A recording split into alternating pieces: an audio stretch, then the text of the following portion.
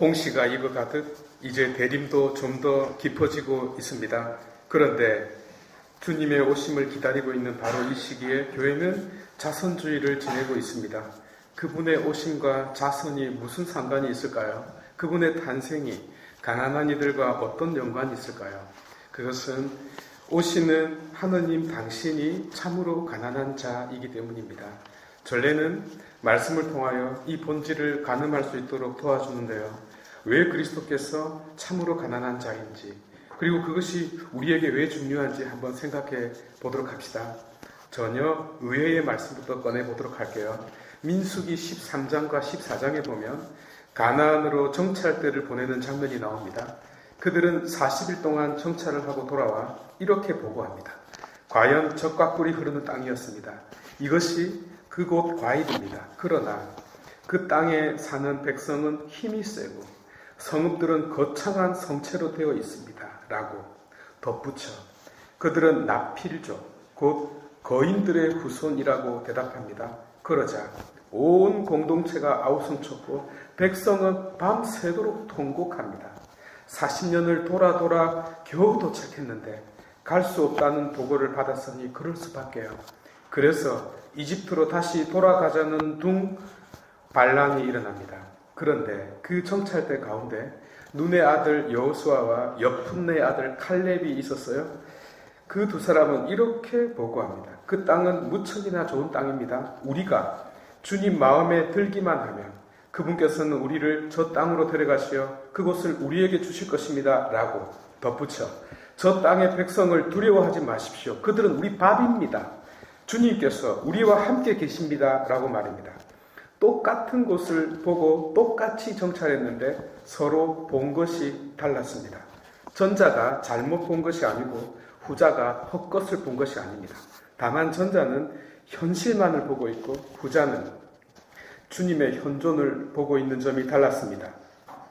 저는 결혼한 몇몇 청춘과 만나 이야기한 적이 있습니다. 아이가 없었어요.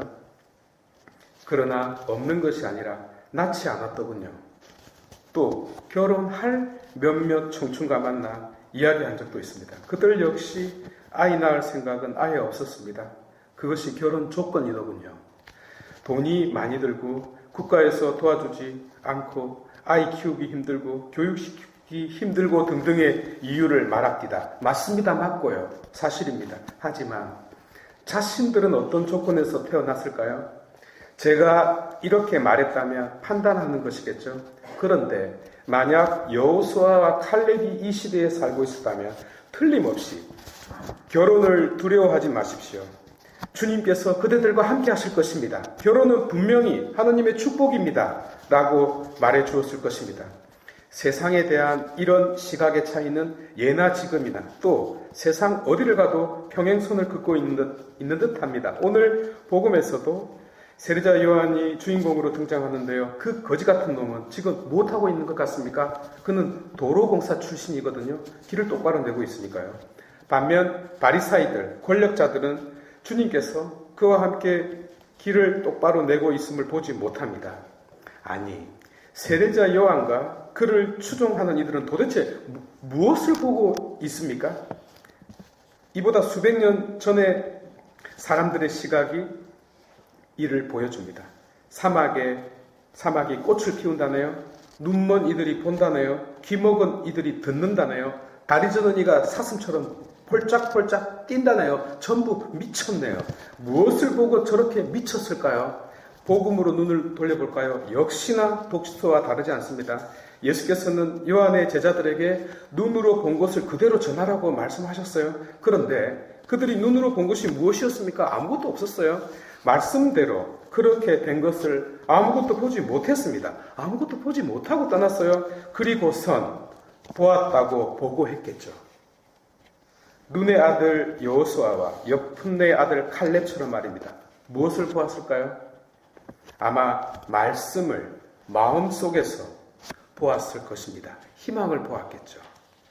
이는 여전히 대림을 기다리는 우리에게 무엇을 보라는 뜻이기도 한데요. 지금 우리 앞에 구유가 있네요. 무엇을 보아야 할까요? 육화가 아닐까요? 그렇다면 육화의 본질, 곧 눈에 보이지 않는 그분의 가난을 볼 줄 알아야 하겠습니다.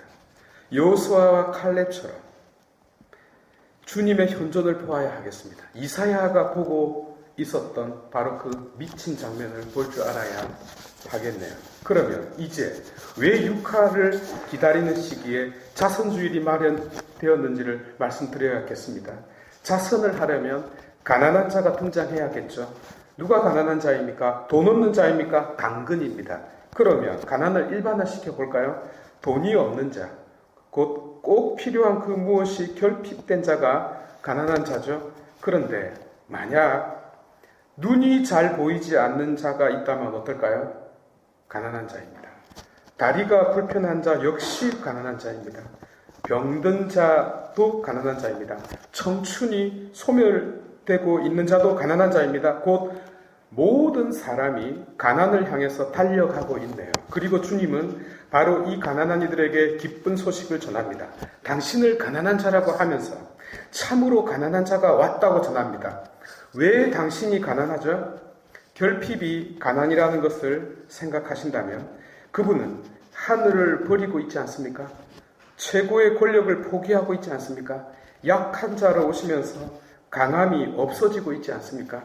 물론 약함 속에 사랑을 간직하고 있지만 말입니다. 이렇게 하나하나 잃어가면서 우리 앞에 나타나려고 합니다. 그러면 질문하겠죠. 왜 그런 어리석은 짓을 하세요? 이 눈에 보이지 않는 흐름을 잘 보시기 바랍니다. 당신이 잃어버린 그것이, 당신이 포기하고 있는 그것이 어디로 가고 있습니까? 우리에게 오고 있지 않습니까? 사도 바울께서는 고린도후서 8장 9절에서 그분께서는 부유하시면서도 여러분을 위하여 가난하게 되시어 여러분이 그 가난으로 부유하게 되도록 하셨습니다라고 말씀하십니다. 가난으로 부유하게 된다는 말이 됩니까? 말이 안 됩니다. 무슨 뜻이죠? 본래 당신이 가지고 있던 부유함이 우리에게 이동함으로써 당신은 가난한 자가 되시고 우리는 부유한 자가 된다는 뜻입니다.